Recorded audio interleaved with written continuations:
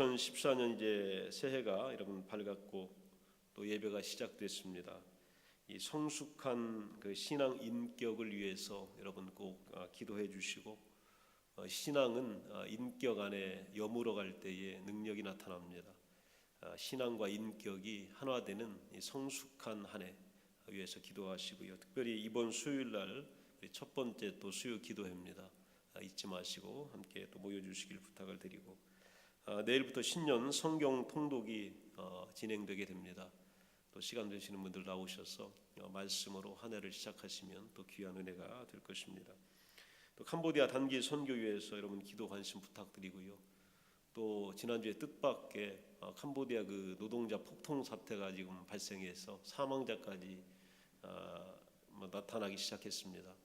이런 경우는 오래 가지는 않지만 우리한테 기도하라고 하는 것이고, 또 더욱 유념하라고 하시는 귀한 말씀이니까 우리 마음을 모아서 더욱더 기도와 후원에 또 앞장서 주시기를 부탁을 드리겠습니다. 또 1월달 교회 일정이 여러분 안내되어져 있습니다. 두 번의 또 헌신 예배, 또 기도회, 또 여러 가지 후원 행사, 또 단기 선교 파송 예배 등이 꽉 짜여져 있는데, 1월 행사 가운데도 하나님의 은혜가 함께 하시고 또 여러분들의 관심을 부탁을 드리고요. 이번 주 날마다 말씀 따라는 창세기 15장까지입니다. 창세기 귀한 말씀을 가지고 신앙의 좌표로 삼으시길 바라고요. 오늘 꽃꽂이는 새로운 한 해를 은혜 가운데 시작하게 하심을 감사해서 박미자 장로님께서 봉헌하셨는데 더욱더 강건하시고 또 하나님의 귀한 은혜와 또 기도의 응답이 있기를 간절히 기원합니다. 나머지 광고는 여러분 주보를 자세히 참조하시면 되겠고요. 주보 포맷이 좀 일부 변경이 됐습니다. 전면에 저희 교회의 표하고 또 우리 교회 십자가 로고가 형성이 되어 있는데, 여러분에게 설명드렸듯이 이 파란 바탕의 그 금빛 십자가입니다. 이것은 십자군 원정 당시에 가장 혹독한 전쟁이, 가장 추운 전쟁이 스칸디나비아 반도에서 발생했을 때에 모든 십자군 대원들이 지쳐서 굶어 죽고 쓰러져 갈 때에 파란 하늘에서 하나님의 광채의 빛이 나타났던 이것을 상징합니다. 우리 이민 생활 가운데서 여러 가지 어려움 가운데서 여러분은 이 빛나는 광채의 십자가를 바라보면서 도우시는 하나님, 승리하게 하시는 하나님, 그리고 역경을 이기게 하는 이 금빛 십자가를 바라보며 나가야 될 필요가 있다라고 하는 감동 가운데서 이렇게 만들었고요. 특별히 청년 신앙의 새 성전, 신앙 인격의 새 능력, 이번 한 해 여러분 가슴에 꼭 새기시고 매일매일 이 말씀을 가지고 묵상해 주시길 바라고, 교회 학교의 자세한 내용들이 주보 1면에 이제 계속해서 기재가 됩니다. 우리 부모님들 다 알 수가 있게 되고, 또 각 부서, 작은 기관까지 어떤 일들이 일어나는지를 우리 모든 성도들이 공유할 수 있게 됩니다. 그러므로 인해서도 기도하시고 관심 가질 수 있는 기회가 되리라고 생각이 됩니다. 주부는 여러분 그렇게 자세히 참조하시면 되겠습니다. 자, 2014년도 이제 밝았는데, 이 가보년 우리 역사에 있어서 굉장히 중요한 그 역사였고, 특별히 요즘에는 60년 만에 한 번씩 찾아오는 특별한 해라고 해서 관심이 되고, 작년에는 흑룡, 올해는 아마 청마, 이 푸른 말, 참 가슴이 뛰는 그런 심볼이에요. 이 푸른 대지를 말을 타고 달리는 위대한 축복의 한 해, 우리가 어떻게 만들어야 갈지, 또 어떻게 살아가야 될지, 그 일을 위해서 어떤 마음의 소원을 가져야 될지를 우리가 이번 주에 깊이 묵상하시면서 또 한 해를 살아가는 것입니다. 성경에 보면 그 야곱의 이야기가 자주 등장을 합니다. 아브라함의 하나님, 이삭의 하나님, 야곱의 하나님. 그 야곱의 신앙의 그 여정을 보게 되면 우리의 여정과 굉장히 비슷해요. 많이 실패했고, 많이 욕심부리고, 또 많이 사랑하고, 또 여러 가지 험난한 일들을 많이 보고, 이게 바로 족장들 가운데에 야곱이 겪었던 신앙 여정입니다. 특별히 야곱은 라헬이라고 하는 한 여인을 사랑을 하게 됩니다. 그녀와 결혼하려고 무려 7년 동안 외삼촌 라반의 집에서 일을 합니다. 성경이 이 스토리를 우리에게 소개해줘요. 이 사랑 이야기를 왜 소개해 줄까? 29장 20절에 보게 되면 야곱이 라헬을 위하여 7년 동안 라반을 섬겼으나 그를 사랑하는 까닭에 7년을 며칠같이 여겼더라. 어떤 사람이 7년간의 노동을 며칠처럼 여길 수 있겠어요? 우리 이게 어려워요. 어떤 일을 하더라도 7년 하는 거 어렵습니다. 7년을 하루처럼 한다. 이게 참 어려운 얘기입니다. 그런데 이게 가능한 사람들이 있어요. 어떤 사람이냐면 자기 꿈을 위해 일하는 사람들은 7년이든 때로는 야곱처럼 20년이든 그 세월을 하루처럼 섬길 수 있는 위대한 생명력이 채워지게 됩니다. 인생에서 갖고 싶은 것을 위해 노력하는 것만큼 위력적인 것은 없습니다. 가져야 되겠다라고 하는 것은 욕구와 관련된 거예요. 우리 마음의 욕구. 그런데 이 가져야 되겠다 또 욕구에 대해서 예수님이 비유를 통해서 우리에게 설명을 하시면서 하나님과 동행하는 삶이 이 마음이에요. 여러분, 무언가 가져야 되겠고 내가 욕구를 갖고 있다라고 하는 것은 예수님 보실 때에 하나님과 동행하는 삶과 연결될 수 있습니다. 하나님과 동행하는 것이 어떤 것이냐면 마치 어떤 사람이 밭에 보화가 묻힌 것을 발견하고 그 밭을 가져야겠기에 기꺼이 자기가 가진 모든 것을 팔아 밭을 사는 것과 같다. 이게 바로 천국의 비유입니다. 우리가 천국을 소망한다라고 하는 것은 어떤 사람이 밭에 감추인 보화를 보니까 이걸 보고 내가 가져야 되겠다. 그리고 내 것으로 삼아야 되겠다. 그리고 내가 빨리 와서 사야 되겠다라고 하는 마음을 가진 거예요. 그래서 13장 44절에 보면 천국은 마치 밭에 감추인 보화와 같으니 사람이 이를 발견한 후에 숨겨두고 기뻐하며 돌아가서 자기의 소유를 다 팔아 그 밭을 샀느니라. 이게 예수님이 하신 말씀이고 천국에 관계된 말씀이고 하나님과 동행하는 삶이 어떤 것인지를 예수님이 알려준 말씀이에요. 천국은 어떤 상인이 평생 갖고 싶고 꿈꾸던 값진 진주를 발견한 것과 같다. 값진 진주 앞에서 깜짝 놀라고 황홀해하고 갖고 싶어하는 그 마음, 이게 바로 천국이다 이렇게 설명합니다. 그래서 45절에 보면 천국은 마치 좋은 진주를 구하는 장사와 같다. 천국을요 장사꾼의 마음처럼 예수님이 이해를 시켜준 거예요. 46절에 보면 극히 값진 진주 하나를 발견함에 가서 자기의 소유를 다 팔아 그 진주를 샀다. 값진 진주를 내 것으로 만드는 것이 천국을 갖는 것이다 이렇게 말씀하신 겁니다. 예수님의 이 말씀을 듣고 어떤 이들은 자기 안에서 이런 욕구가 이렇게 꿈틀거리고 눈뜨는 것을 느끼기 시작합니다. 여러분, 예수님의 말씀을 좀 나도 가져야 되겠다. 이 마음이 우리의 소원입니다. 예수님이 지금 천국 얘기하셨고 보화를 얘기하셨고 진주를 얘기하셨는데 이것을 좀 내 것으로 만들어야 되겠다라고 하는 것이요, 이게 신앙적인 소원입니다. 우리가 영적으로 성숙하고 성장하려면 하나님과 동행해야 되는 삶이 되어야 되는데 하나님과 동행하는 삶이 무엇을 해야 된다라고 하는 영역에서 무엇을 하고 싶다는 영역으로 바뀌는 겁니다. 이게 바로 동행하는 삶이에요. 이게 바로 하나님과 함께하는 성숙된 삶입니다. 우리가 올해 표어가 청년신앙의 새성전이라고 하는 표어가 또 한 가닥이에요. 청년의 가슴, 우리가 나이를 불문하고 청년의 심장을 가졌다라고 하면 그 마음속에 어떤 것들이 있냐면 하고 싶은 게 많은 거예요. 갖고 싶은 게 많은 거예요. 꿈꾸고 싶은 것들이 있는 겁니다. 이게 바로 청년신앙이에요. 뭔가 이것을 내 것으로 만들고 일궈내보고 싶은 마음, 이게 바로 청년의 마음입니다. 시편 34편 8절에 보면 너희는 여호와의 선하심을 맛보아 알지어다 이렇게 말씀하고 있습니다. 하나님을 소원하는 마음을 갖기를 원하셔요. 그리고 맛을 보라고 초청합니다. 맛을 본다는 건 내가 실제적으로 경험한다 그런 의미입니다. 자기 요리에 자신 있는 주방장, 또 자기 그 생산품에 자신 있는 공장주들은 손님들을 이렇게 초청을 해요. 그리고 만찬을 베풀거나 연회를 베푼 다음에 어떻게 하냐면 이것을 맛봐라라고 권합니다. 내가 만든 이 아름다운 음식, 또 맛있는 음식을 좀 들어보라고 권합니다. 음식을 맛보면 여러분 한 조각만 집어 먹어보면 그거 다 안 먹어도 이 맛이 어떤 맛인지를 우리가 다 알게 되는 거예요. 한 조각만 맛보게 되면, 한 입만 먹어보면 됩니다. 맛보고 마음에 안 들면 안 먹으면 되는 것이고, 맛보고 마음에 들면 다 먹으면 되는 거예요.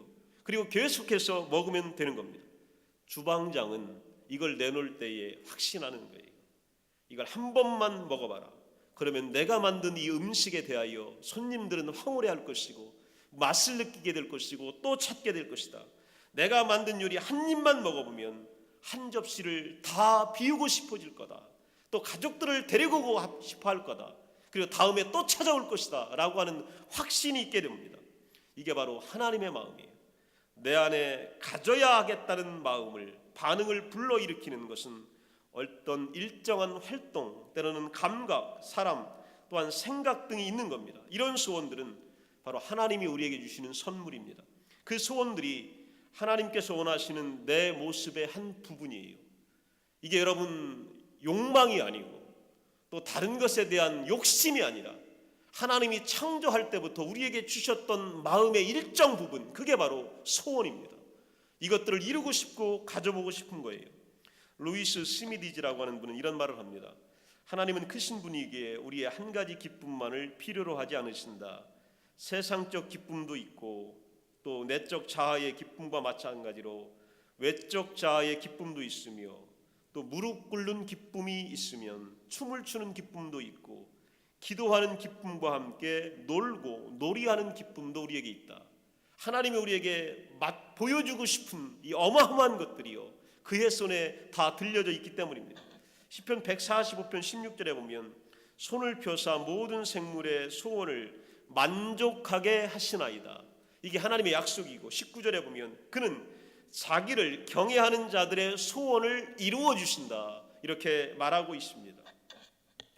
우리가 기쁨 없이 사는 살만큼 사람을 유혹 앞에서 취약하게 만드는 게 없습니다. 뭔가 소원이 없고 기쁨이 없는 사람들은요 유혹 앞에서 추풍 낙엽처럼 떨어집니다. 마치 작은 돛담배처럼 일엽편주처럼 여기저기를 이렇게 떠돌게 되어 있습니다. 기쁨이 없고 소망이 없고 소원이 없는 사람들은 그렇게 살아가는 겁니다. 그러나 하나님이 우리 안에서 심어주신 소원을 갖게 될 때마다 하나님이 얼마나 선한 분이신지를 더욱 깊이 깨닫게 하는 것, 이게 바로 하나님의 계획입니다. 이게 하나님의 섭리예요. 이게 바로 하나님의 경이로우심입니다. 야고보서 1장 17절에 보면 온갖 좋은 은사와 온전한 선물이 다 위로부터 빛들의 아버지께로부터 내려오나니 모든 좋은 거, 갖고 싶은 거, 원하는 거, 꿈꾸는 거 이거는요 다 위로부터 내려오는 거예요. 하나님이 주셔야 되는 겁니다. 그리고 하나님께서 우리에게 선물로 주시기 때문에 우리가 가질 수 있게 되는 겁니다. 야고보는 소원이 충족되는 것에 대해서 이렇게 말합니다. 잠언 13장 12절에 보면 소망이 더디 이루어지면 그것이 마음을 상하게 하거니와 소원이 이루어지는 것은 곧 생명나무니라. 소원이 이루어질 때마다요 이 삶이요 살아있게 되는 겁니다. 이 기쁨으로 우리에게 가득 채워지는 겁니다. 이루어진 소원은 그 영혼을 기분 좋게 해요. 그리고 생동감 있게 만듭니다. 소원을 오늘 성경을 보면서 네 가지 영역으로 한번 나누어 보겠습니다. 겉으로 보기에는 여러분 신앙과 관련이 없어 보이고 하나님과는 아무 상관이 없다고 생각될 수 있는 분도 있을 겁니다. 그러나 우리 삶 속에서 갖게 되는 소원들은 하나님께서 계획하신 토대 위에서 만들어진 겁니다. 하나님이 그 마음을 우리 가운데 불어 넣어 주셨기 때문입니다. 오늘 이 신년주일에 여러분 네 가지 소원을 가지십시오. 어떤 일이 있어도 이 소원을 포기하지 마십시오. 첫 번째는 물질에 대한 소원을 우리 예수 믿는 사람으로서 가지시기 바랍니다. 우리는 다 누구나 물질적인 욕구가 있어요. 이거 없다고 하면 여러분 이건 거짓말하는 걸 거예요. 누구나 다 물질에 대한 욕구가 다 있습니다. 돈을 갖고 싶어하고 예쁜 옷을 입고 싶어하고 또 좋은 자동차를 운전하고 싶어하고 안락한 집에서 살기를 누구나 다 원합니다. 물질도 궁극적으로 하나님이 만드신 피조계의 한 부분입니다. 창조물 가운데 하나입니다. 물질에 대하여 소원을 갖는 것이 부끄러운 일이 아닙니다. 여기에 대해서 하나님이 주신 마음을 가지고 선하게 우리가 그것을 바라보는 것이 좋은 겁니다. 물질은 소원의 대상이 될 수 있는 거예요. 그러면 물질이라고 하는 것이 모두가 다 좋은 거냐? 여러분, 그건 아니에요. 왜냐하면 여러분 스스로 생각할 때 내가 굉장히 비싼 자동차를 갖고 싶다라고 하는 소원이 있습니다. 어마어마한 자동차를 갖고 싶어요. 한번 몰고 싶어요. 이런 소원이 있는데 이때에 내가 이 자동차를 운전함으로 인해서 내가 가짐으로 인해서 선한 청지기 역할이 회방을 받으면 그때에 아니라고 말해야 합니다. 이게 바로 물질에 대한 소원이에요. 이건 내가 하나님의 일을 하는 데 있어서 방해가 될 수 있으면 아니라고 이야기해야 되고, 또 이 소원 때문에 내가 빚더미에 앉게 된다, 이걸 가짐으로 인하여서 내가 빚을 지게 된다라고 하면 안 한다고 말해야 합니다. 이게 바로 성령의 삶이에요. 물질을 우리가 앞에 놓고 하나님께 기도할 때 소원과 아니오를 이렇게 빌어야 합니다. 그때 하나님께서 우리에게 축복해 주는 겁니다. 사도행전에 보면 그 옷감을 취급하는 그 여성 사업가가 하나 등장해요. 누구냐면 유럽 최초의 회심자였던 루디아의 이야기입니다. 루디아라고 하는 여인, 아주 큰 사업가입니다. 옷장사예요. 옷감 장사. 디자인 감각이 있었겠죠. 그리고 돈을 버는 재능이 그녀에게는 있습니다. 성경이 인정했어요. 그리고 열정이 있고 추진력이 굉장히 컸던 소유자입니다. 이 여인이 어떻게 하나님에게 쓰여졌냐면 루디아의 집은 유럽 역사상 최초의 교회 모임 장소가 된 거예요. 그가 소유했던 물질을 통하여 하나님 앞에 교회를 봉헌하는, 자기 가정을 교회로 오픈하는 놀라운 일들을 벌이게 된 겁니다. 성령이 내 안에서 넘쳐 흐르게 되면 내가 가진 것을 어떻게 다른 사람들과 나눌 수 있는지에 대해서 하나님께서 새롭고 창의적인 아이디어를 우리에게 주십니다. 바로 루디아에게 그렇게 하신 거예요. 여러분, 일평생 올 한 해 루디아처럼 물질에 대한 하나님의 위대한 소원이 나를 통하여 이루어지기를 구하셔야 합니다. 그리고 이것들을 통하여 하나님께 영광 돌리기를 원해야 합니다. 루디아는 잘못 보면 화려한 사람이고 또 큰 사업을 한 사람이지만 그 내면에는 하나님을 열망했고 하나님의 교회를 세웠던 사람입니다. 두 번째 꿈은 성취에 대한 소원입니다. 인간 역사의 사도 바울만큼 성취 욕구가 강했던 사람도 드뭅니다. 끊임없이 움직이고 가르치고 세우고 동기를 부여했고 스스로가 동기를 잡습니다. 디모데후서 4장 7절에 보면 나는 선한 싸움을 싸우고 나의 달려갈 길을 다 마쳤다는 말로 자기 일생을 설명해요. 자기 일생이 이렇게 빈틈없이 끊임없이 도전하며 살아왔다, 이렇게 고백합니다.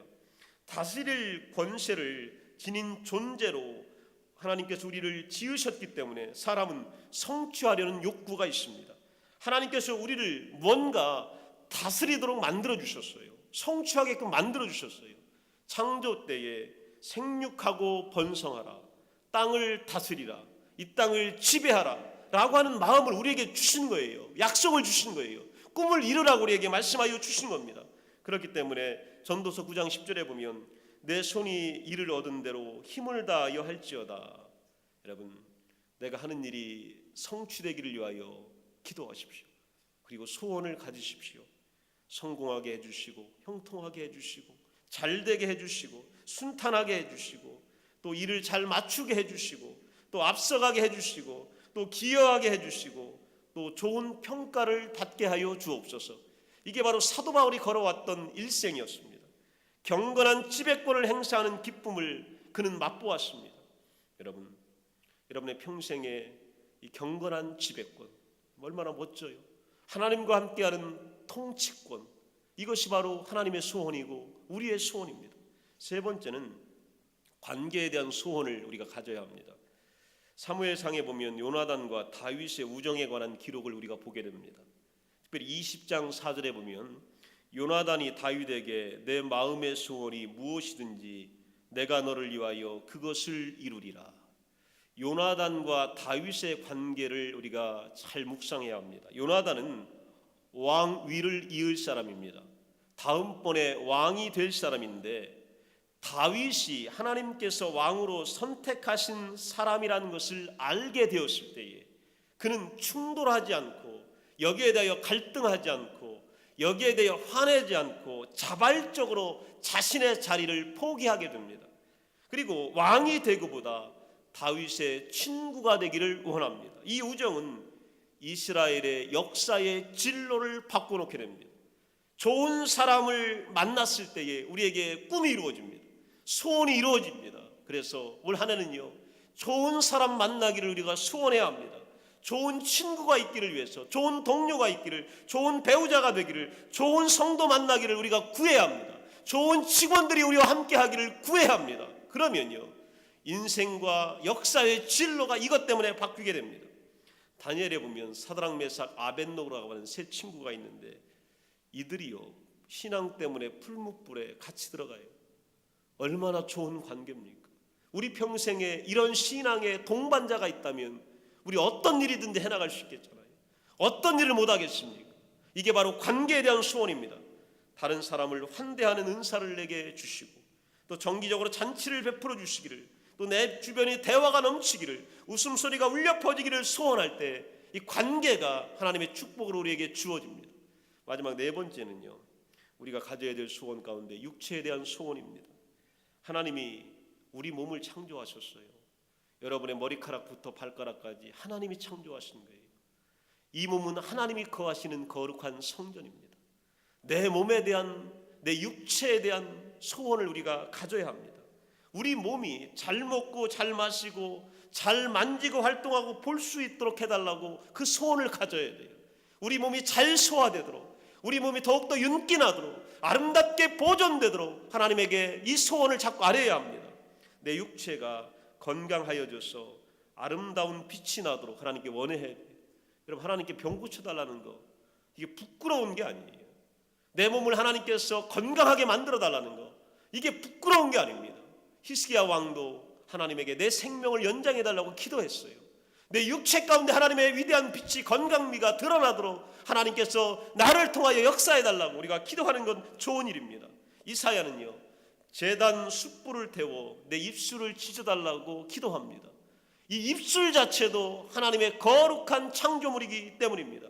오늘 병든 부분이 고쳐주시기를 소원하고, 오염된 부분이 정화되기를 위하여 우리가 소원해야 합니다. 우리 귀는 좋은 소식을 듣기를 위하여 늘 원해야 하고, 우리 눈은 신령한 것을 보도록 늘 원해야 되고, 우리 입은 살리는 생명의 언어를 생산하도록 하나님께 이 소원을 자꾸 드려야 합니다. 그리고 우리의 손은 남을 돕는 손길이 되기 위하여 우리의 발은 주님의 마음이 있는 곳을 찾아가도록 염원하는 것, 이게 바로 우리의 소원입니다. 올 한 해 이 소원으로 우리가 꽉 채워져야 합니다. 선한 소원의 근원이 누구냐면, 여러분, 우리가 아니라 하나님이시죠. 하나님께서 우리에게 이 마음을 주신 겁니다. 그렇기 때문에 이 마음을 충족시켜주는 꿈이 누구에게 있냐면 하나님에게 있어요. 이 소원을 꽉 채워주고 누리는 기쁨을 보시면서 더 좋아하는 분이 누구냐면 우리 아버지 하나님이십니다. 2014년 한 해 여러분 가슴 속에 이 위대한 경건한 지배권, 이 위대한 네 가지 소원이 가득 채워지시기를 간절히 축원합니다. 기도합니다. 우리 다 같이 기도할 때 여러분, 2014년도 우리에게 하고 싶은 거, 해야 될 일들, 또 바라봐야 될 목표들이 많이 있습니다. 그러나 우리는 하나님의 창조물이고 하나님께서 창조하신 것들로 채워져 있는 존재들입니다. 그렇기 때문에 하나님의 소원이 우리에게 있습니다. 그 소원은 나쁜 것이 아니라 바로 물질에 대한 소원, 성취에 대한 소원, 때로는 관계에 대한 소원, 그리고 육체에 대한 소원입니다. 이 네 가지 소원이 우리 안에서 충만해지고 이루어지게 하시고 기쁨이 되게 해달라고 우리 다 같이 합심하여 기도합니다. 하나님 도와주시고,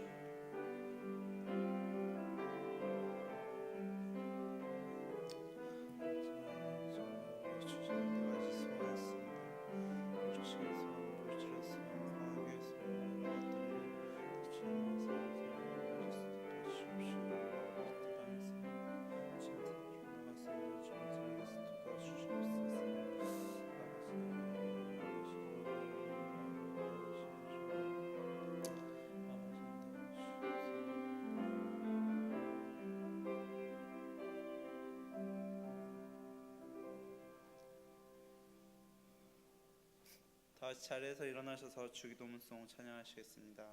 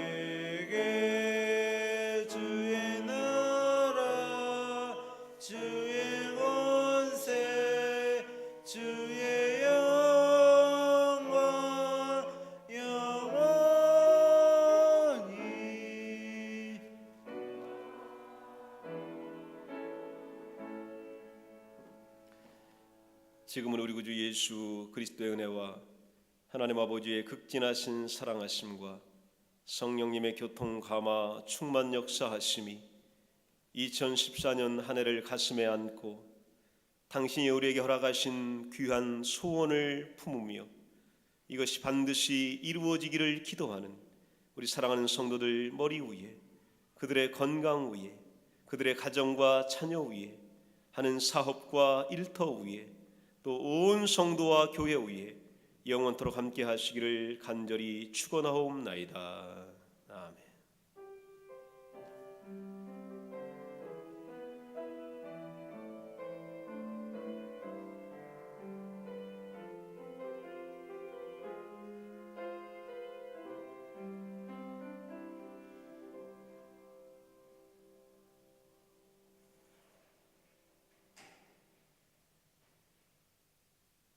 감사합니다.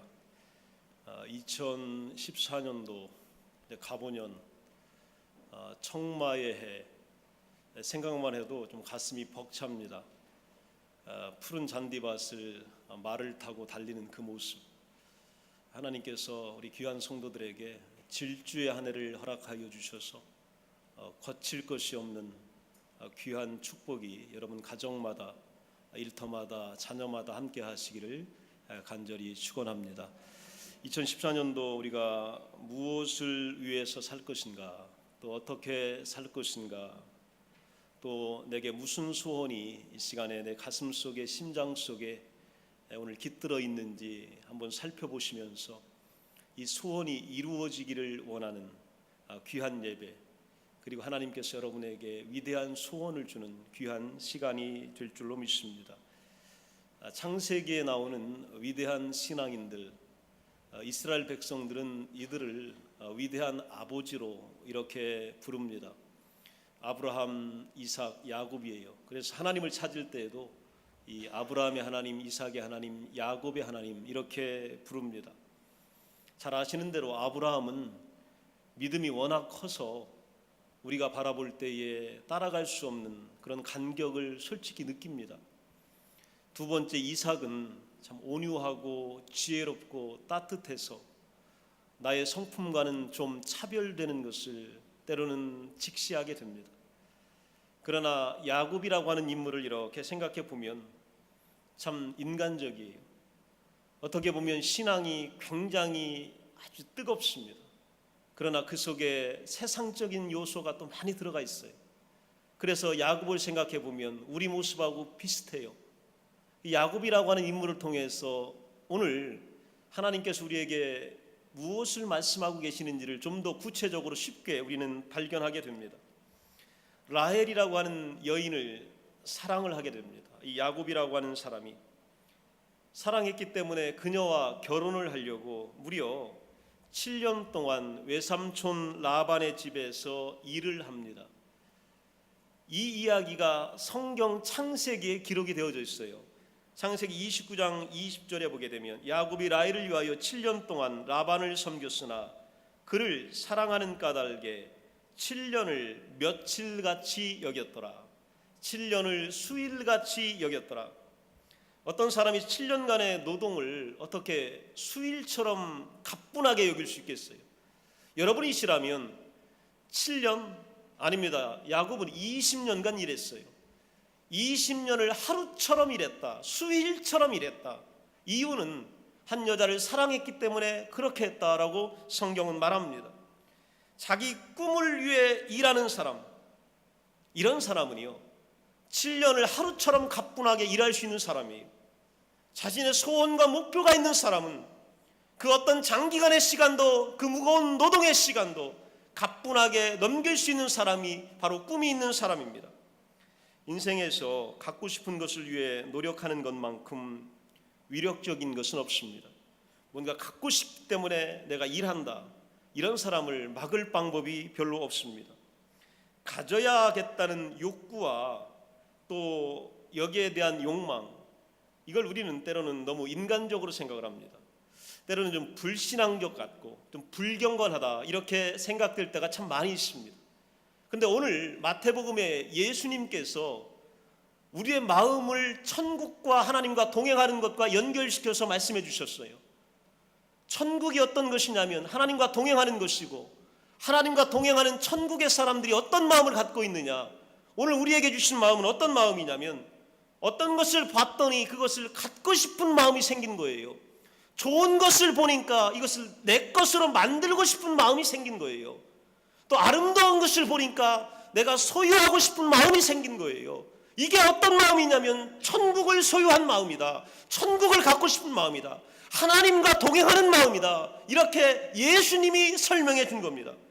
오늘 본문 마태복음 13장 44절에 보면 천국은 마치 밭에감 주인 보아와 같으니 사람이 이를 발견한 후 숨겨두고 기뻐하여 돌아가서 자기의 소유를 다 팔아 그 밭을 샀느니라.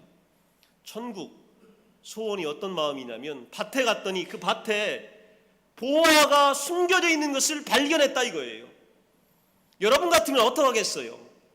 저 밭을 갖고 싶고 그 밭 속에 있는 보아를 내 것으로 만들고 싶어서 내가 가진 모든 것을 다 팔아 그 밭을 사고 그 밭에 묻혀있는 보아를 내 것으로 만들고 싶은 마음, 이게 바로 천국을 소유하고 싶은 마음이다. 예수님은 이렇게 우리에게 말씀해 준 겁니다. 45절 6절에 보게 되면 또 천국은 마치 좋은 진주를 구하는 장사와 같다. 극히 값진 진주 하나를 발견함에 가서 자기의 소유를 다 팔아 그 진주를 샀느니라. 어떤 상인이, 장사하는 분이 값진 진주, 평생 보지 못했던 크고 아름답고 황홀한 진주를 발견하게 된 겁니다. 그래서 소유를 다 팔아 그 진주를 샀다는 거예요. 여러분, 어떻게 보면 이것은 소원 같기도 하고 불경건할 수도 있고 불신앙적이다 그렇게 생각할 수도 있어요. 그런데 예수님은 오늘 불신앙적이고 불경건한 말씀을 우리에게 주신 것이 아니라 신앙적인 말씀을 주신 거예요. 천국의 말씀을 주신 거예요. 우리 마음속에 있는 하나님의 마음을 들추어내라고 우리에게 허락하여 주신 겁니다. 도대체 이 속에 어떤 마음이 있는지 성경은 이야기합니다. 예수님은 이 말씀을 듣고 어떤 이들은 자기 안에서 이런 욕구가 눈을 뜨는 것을 느끼기 시작합니다. 예수님이 가졌던 마음, 예수님처럼 눈뜨고 싶은 마음, 이게 바로 하나님의 마음입니다. 그리고 예수님은 이 마음이 우리 안에서 오늘 좀 열려지기를 원하고 있습니다. 영적으로 우리가 성숙하고 성장하려면 하나님과 동행하는 삶, 또 천국을 바라보는 삶이 무엇을 해야 된다라고 하는 의무적인 영역에서 무엇을 하고 싶다라고 하는 간절한 소원으로 바뀌게 됩니다. 오늘 이 말씀을 우리에게 들려주고 싶은 거예요. 하나님과 동행하는 의무적인 삶에서 당신과 하고 싶고 갖고 싶고 만나고 싶고 누리고 싶은 이 소원으로 현재 바꿔주고 있는 것을 우리가 보게 됩니다. 올해 저희 교회 표어가 이 청년 신앙의 새 성전, 그리고 이 신앙 인격의 새 능력입니다. 청년 신앙, 우리 몸은 매해 늙어가고 나이를 먹어갑니다. 그러나 우리의 마음과 심장과 가슴만큼은 늘 젊어야 해요. 그리고 늘 요동쳐야 되고 푸르고 푸른 계절이 우리 안에 가득 채워져야 합니다. 우리 안에 푸른 계절, 젊은 신앙, 청년 신앙이 있다는 게 뭐냐면, 젊은이들의 특징이 뭐냐 하면, 우리 청년들의 가슴 속에 있는 꿈이 뭐냐 하면 갖고 싶은 게 많다는 거예요. 그리고 무언가 하고 싶은 게 많다는 거예요. 꿈이 있다는 거예요. 오늘 새 성전이 뭐냐 하면, 이스라엘 백성들이 포로에 잡혀가서 바벨론에서 하나님이 보여줬던 성전이 새 성전이에요. 예루살렘 성전에 솔로몬의 헤롯이 지었던 그 성전 말고, 오늘 아무도 없는 곳에 포로 중에 남의 나라에 와서 노예로 살면서 하나님이 보여줬던 성전, 그게 바로 새 성전입니다. 우리의 가슴 속에는요, 이게 있어야 돼요. 뭔가 갖고 싶고 하고 싶고 뭔가 꿈꾸는 이런 것들이 우리 안에 있어야 이게 바로 하나님이 주신 마음임을 설명해 줍니다. 시편 34편 8절에 보면, 너희는 여호와의 선하심을 맛보아 알지어다. 여호와가 선한데 하나님의 것을 맛을 보고 알아라, 이렇게 말씀하십니다. 하나님을 소원하는 마음을 하나님께서 원하고 계신 거예요. 맛을 보라고 우리 모두를 초청하신 겁니다. 맛본다는 건 경험해 보라는 겁니다. 자기 요리에 자신 있는 초인류 주방장, 텔레비전에도 가끔 나옵니다. 그리고 자신 있게 요리를 만들어서 손님들에게, 또 청취자에게, 관객들에게 이렇게 내놓습니다. 그러면서 이 요리의 달인들, 최고의 주방장들이 뭐라고 말하냐면 맛보라는 거예요. 내가 만든 요리가 어떠한지 한번 집어보라는 겁니다. 그리고 입에 넣어보라는 거예요. 그리고 한번 넘겨보라고 이야기합니다. 음식 맛보려면 접시를 다 비울 필요가 없고 그 음식을 다 먹을 필요도 없습니다. 한 입만 먹어보면 그 음식이 맛있는지 황홀한지 우리에게 기쁨이 되는지를 알 수 있기 때문입니다. 맛보고 마음에 안 들면 안 먹어도 된다는 거예요. 내 음식 평가해보라는 겁니다. 마음에 들면 좋다고 이야기하고 그렇지 않으면 맛없다고 이야기해라. 이게 바로 음식을 내놓는 초인류 주방장들의 자신감입니다. 주방장은 확신합니다. 뭘 확신하냐면, 내가 만든 요리 한 입만 먹어보면 한 접시를 다 먹고 싶어 할 거다.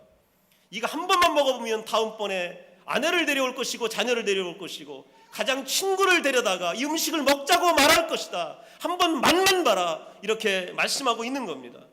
내 안에 가져야겠다는 반응을 불러일으키는 어떤 일정한 활동과 감각, 사랑, 생각 등이 우리 안에 있습니다.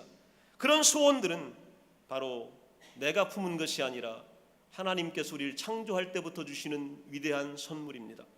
그 소원들이 하나님께서 원하시는 여러분의 모습, 내 모습의 일부분입니다.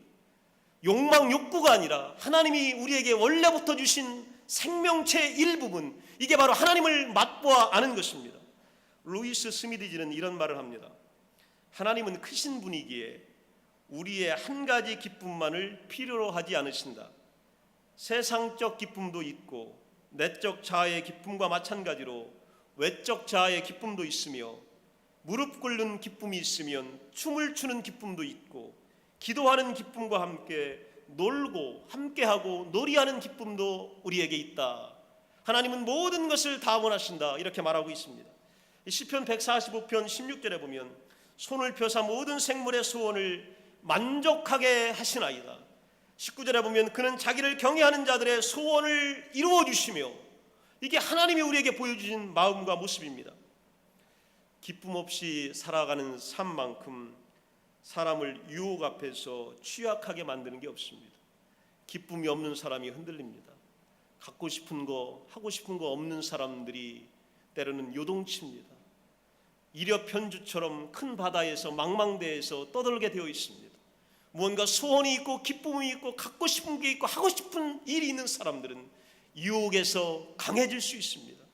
하나님이 우리 안에 심어주신 소원을 갖게 될 때마다 하나님이 얼마나 선한 분이신지를 더욱 깊이 깨닫게 하는 것, 이게 하나님의 계획입니다. 너 한번 소원을 품어봐라. 내가 들어주는 것을 경험해봐라. 그러면서 나를 한번 맛보아봐라. 그러면서 내가 얼마나 너희에게 신실하고 좋고 황홀한 아버지이고 하나님인지를 깨달아봐라. 그리고 이것들을 평생 동안 간직하며 살아가라. 이게 바로 아버지의 계획입니다. 자녀들에게 주시는 아버지의 원대한 꿈, 이게 바로 하나님의 마음입니다. 야고보서 1장 17절에 보면 온갖 좋은 은사와 온전한 선물이 다 위로부터 빛들의 아버지께로부터 내려오나니 좋은 것은요 땅에서 만들어지는 게 아니라 위에서 내려오는 거예요. 여러분, 한 해 소원을 가지실 때에 이 땅에 있는 것으로 여러분의 마음의 소원을 채우지 마시고 위로부터 내려오는 것, 하나님이 주시는 것, 우리를 사랑하시는 분이 주시는 것들 여러분이 가지시길 바랍니다. 이게 바로 2014년도 여러분 가슴 속에 채워져야 될 위대한 꿈입니다. 야고보는 소원이 충족되는 것에 대해서 우리에게 설명해 준 겁니다. 잠언 13장 12절에 보면 소망이 더디 이루어지면 그것이 마음을 상하게 하거니와 소원이 이루어지는 것은 곧 생명나무니라. 기도도 응답돼야 살아요. 여러분이 기도했는데 한 번도 응답받지 않았다. 어떻게 기도하시겠어요? 내가 소원을 가졌는데 이 소원이 이루어졌다. 이루어져야 우리 살아갈 수 있는 거예요. 하나님은 오늘 우리의 소원을 이루어 주시고 이것이 우리에게 생명나무가 될 것이다, 이렇게 말씀하여 주셨습니다. 이루어진 소원은 그 영혼을 기분 좋게 만족하게 합니다. 소원을 크게 네 가지로 우리가 나눠볼 수가 있습니다. 겉으로 보기에는 어떤 분은 우리 신앙과 관련이 없다고 여기거나 하나님과는 아무 상관이 없다 이렇게 생각하는 분도 계실 수 있습니다. 그러나 우리 삶 속에서 갖게 되는 소원들은 하나님이 계획하신 하나님의 토대 속에서 만들어진 겁니다. 오늘 제가 네 가지 소원을 여러분들에게 함께 나누기를 원합니다. 올 한 해 이 네 가지 소원이 여러분의 마음속에, 여러분의 삶 속에, 여러분의 환경과 주변에서 꼭 이루어질 줄로 믿습니다. 여러분, 소원을 품은 자들에게 그 소원이 이루어집니다. 첫 번째는 어떤 소원이냐면 물질에 대한 소원입니다. 여러분, 이민 오면서 또는 유학생활 하면서 우리들이 이 물질에 대한 소원을 누구나 다 갖고 있습니다. 그 욕구는 누구나 다 있어요. 돈을 좀 많이 벌어보고 싶고, 또 좋은 옷을, 아름다운 옷을 입고 싶고, 또 멋진 자동차를 소유하고 운전하고 싶고, 또 안락한 집에서, 또 넓은 집에서 평안하게 살기를 누구나 다 꿈꿉니다. 이게 여러분 잘못된 건가요? 우리 예수 믿는 사람들은 이것을 소원하면 안 되는 건가요? 물질도 궁극적으로 하나님이 만드신 거예요. 하나님께서 피조계의 한 부분으로 우리에게 허락하여 주신 것입니다. 물질은 우리의 소원의 대상이 될 수 있습니다. 여러분, 이거 나쁜 거 아닙니다. 올 한 해 하나님께서 여러분들에게 이 좋은 것들, 때로 내게 필요한 것들을 달라고 성령의 감동 가운데 기도하시고 이 꿈을 꼭 이루시는 한 해가 되어 보시기를 간절히 축원합니다. 또 어떤 경우에는요, 자동차, 이 남자들의 로망, 이 자동차, 멋진 스포츠카, 슈퍼카, 이런 것들이 이렇게 눈에 들어와요. 이걸 타고 싶다, 갖고 싶다, 또 한번 어마어마한 속도로 주행하고 싶다, 이런 생각들을 갖게 돼요. 자, 그럴 때에 우리가 이걸 잘 판단해야 합니다. 어떻게 판단해야 되냐면, 이 자동차가 선한 청지기 역할이 이것 때문에 회방받게 되면 우리는 이 소원 앞에서 아니오라고 말해야 합니다. 내가 이것을 소유하고 탐으로 인하여서 하나님이 내게 맡겨주신 위대한 사역과 위대한 봉사와 위대한 청지기의 직분이 사람들에게 오해되고 회방되고 왜곡될 수 있다면 여기에 대해서 나는 아닙니다라고 말하는 것, 이것이 바로 성령의 역사입니다. 때로는 좋은 자동차가 갖고 싶지만 이것을 소유함으로 인하여서 내가 빚덩이에 오르게 된다. 그러면 우리는 이게 내 소원이 아니라고 말해야 합니다. 이것은 내가 원하는 것이 아니라고 성령의 통제 가운데 말하는 것, 이것이 바로 물질에 대한 소원을 하나님께 아뢰 수 있는 겁니다. 사도행전에 보면 옷감을 취급하는 그 여성 사업가가 나옵니다. 유럽 최초의 회심자입니다. 그녀는 디자인 감각이 굉장히 뛰어납니다. 돈을 버는 재능이 굉장히 탁월했습니다. 열정과 추진력의 소유자입니다. 그래서 이 패션계를 좌우했던 인물이에요. 자, 이 여인이 어떤 사람이 됐냐면 처음에 회심자가 될 뿐만이 아니고 자기가 가지고 있는 집이 유럽 역사상 최초의 교회로 바뀝니다. 내가 오늘 꿈꿨던 사업과 부와 공간과 물질적인 이 안락함이요, 유럽 최초의 하나님의 교회를 세우는 집으로 바뀌게 됩니다. 그리고 본인은 하나님의 위대한 회심자가 되어서 많은 사람들에게 전도하는 자가 되는 것을 성경을 통해서 우리는 발견하게 됩니다. 성령이 내 안에 넘쳐 흐르게 되면 내가 가진 것을 어떻게 다른 사람과 나눌 수 있는지 대하여서 하나님께서 우리에게 지혜를 주십니다. 내가 새롭고 창조적인 아이디어를 만들 수 있도록 하나님은 우리의 계획 속에 함께하여 주십니다. 그러므로 인하여 내가 하는 일들이 번성하게 되고 새로운 일들을 만들어내게 되고 창의적인 일에 대하여 도전하게 되고 때로는 새로운 동기에 대하여서 내가 열정을 가질 수 있도록 만들어 주십니다. 루디아를 하나님이 그렇게 해 주셨습니다. 신앙에 있어서도 오늘 삶의 자리 또 물질의 영역에서도 루디아처럼 여러분의 삶이 빛나는 한 해 될 줄로 믿습니다. 두 번째는요, 성취에 대한 소원을 우리가 가져야 합니다. 인간 역사에 있어서 사도 바울만큼 성취 욕구가 강했던 사람도 아마 없을 겁니다. 끊임없이 움직입니다. 끊임없이 여행을 하고 끊임없이 가르치고 끊임없이 교회를 세우고 끊임없이 동기를 자기 자신뿐만이 아니고 교회와 성도들에게 부여합니다. 끊임없이 그는 이런 일을 합니다. 그래서 디모데후서 4장 7절에 뭐라고 말하고 있냐면 나는 선한 싸움을 싸우고 나의 달려갈 길을 다 마쳤다라는 말로 자기 일생을 설명합니다. 나는 끊임없이 노력했고 여기까지 올 때까지 멈추지 않고 노력했으며 성취했고 또 도전했다. 그리고 위대한 일을 나는 마쳤다. 이렇게 고백합니다. 사람은 성취하려는 욕구가 있습니다. 저도 있고 여러분도 있고 우리 모두가 다 있습니다. 하나님께서 우리를 뭔가 다스릴 권세를 가진 존재로 창조하셨기 때문에 그래요. 하나님은 여러분에게 성취하도록 만들어 주시기 위하여 창조하셨어요. 에덴 동산에서 인간을 지으실 때에 생육하고 번성하고 땅을 충만하라, 땅을 다스리고 지배하라 이렇게 말씀하신 거예요. 우리 안에 있는 성취의 꿈, 성취의 소원, 성취의 욕구, 하나님이 여러분을 축복하시려고 만들어주신 동기입니다. 이 동기에 대하여 우리는 꿈꿔야 합니다. 전도서 9장 10절에 보면 내 손이 이를 얻은 대로 힘을 다하여 할지니라. 우리에게 주어진 일들이 힘을 다하여 노력하는 겁니다. 그래서 우리 송구 영신 예배 때 우리 기도했던 것처럼 하나님 이 일이 잘되게 하여 주옵소서, 순탄하여 만나게 하여 주옵소서, 성공하게 하여 주시고 형통하게 하여 주시고 오늘 일을 잘 맞추게 하여 주시고 앞서가게 하여 주시고 기여하게 하여 주시며 결국은 좋은 사람들에게 좋은 평가를 받게 하여 주옵소서. 여러분이 하는 일이 이와 같이 평가되기를 위하여 하나님께 기도해야 합니다. 그러면 하나님께서 여러분에게 은혜를 주실 것이고 이 은혜가 어떤 은혜냐면 경건한 지배권입니다. 거룩한 지배권이 나에게 생기는 거예요. 거룩한 통제권, 거룩한 소유권이 오늘 내게서 생김으로 이 소유권과 지배권과 통제권을 행사할 때에 우리는 기쁨을 만끽하게 되는 겁니다. 이게 바로 성취에 대한 욕구입니다.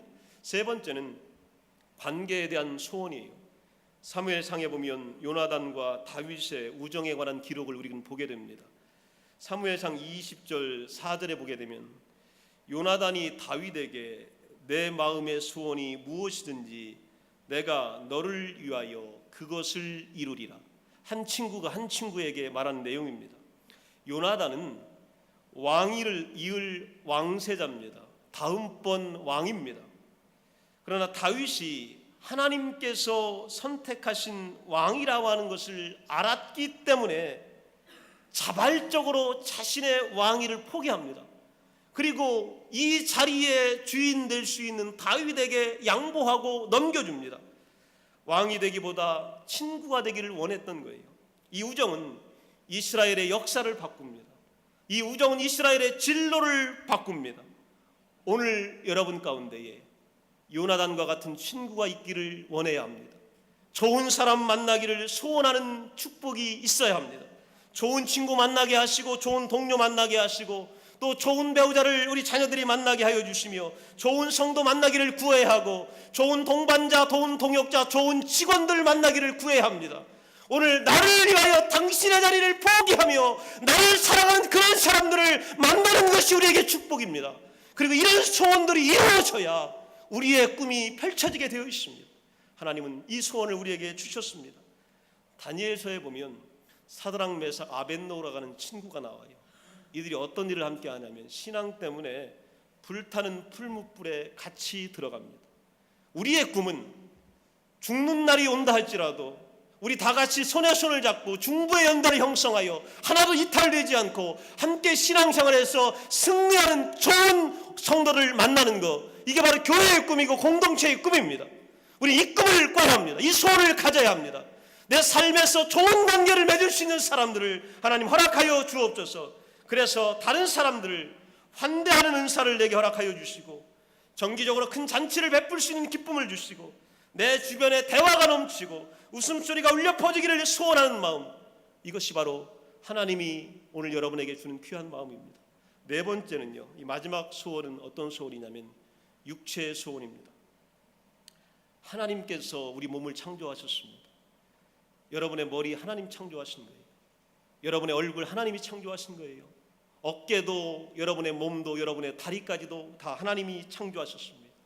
하나님은 창조할 때 우리 몸이 잘 먹고 잘 마시고 잘 만지고 볼 수 있게 되기를 기대하고 계십니다. 우리는 이런 소원을 가져야 돼요. 하나님의 가장 걸작인 이 창조물이 하나님 안에서 멋지게 활용되는 꿈, 이 소원이 우리 가운데 있어야 합니다. 내 육체가 건강해져서 아름다운 빛이 나도록 원해야 합니다. 오늘 병든 부분이 있다면, 아픈 성도들이 있다면 하나님께 고쳐주기를 소원해야 합니다. 이것이 바로 우리의 기도 제목입니다. 나를 위해서가 아니라 또 나쁜 마음을 위한 것이 아니라 하나님의 소원이 내 속에 묻어있기 때문에 그래요. 하나님은 여러분이 병들어 살기를 원치 않으십니다. 여러분의 얼굴이 빛나기를 원하시고 여러분이 건강하게 되기를 원하시고 다른 사람들에 의해 주목받기를 원하고 계셔요.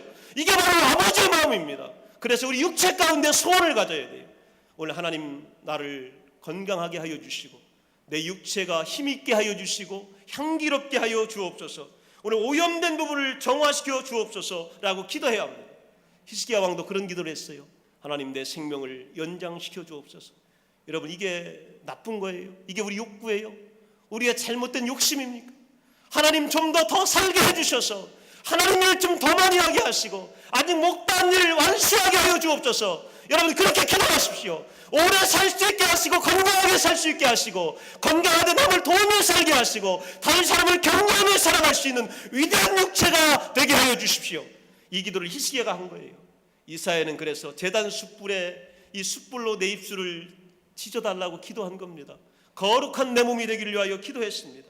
오늘 좋은 소식을 듣는 귀가 되기를 위하여 기도하고 오늘 신령한 세계를 볼 수 있는 눈이 열려지기를 기도하고 오늘 살리는 생명의 언어를 생산하는 입이 되어서 내 주변에서 내 음성을 듣는 사람들이 살아나게 하여 주시고 오늘 내 손은 남을 돕는 손길이 되게 하여 주시고 내 발은 주님의 마음이 있는 곳을 찾아가는 영혼을 담고 있는 발이 되게 해달라고 하나님께 기도해야 합니다.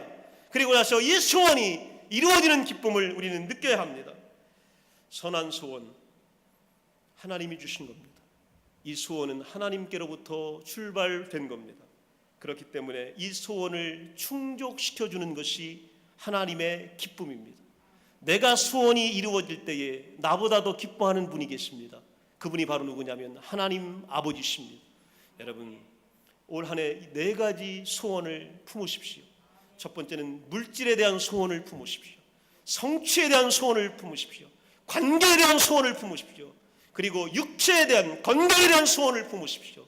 하나님께서 여러분의 소원을 반드시 이루어 줄 줄로 믿습니다. 다 함께 자리에서 일어나서 기도합니다.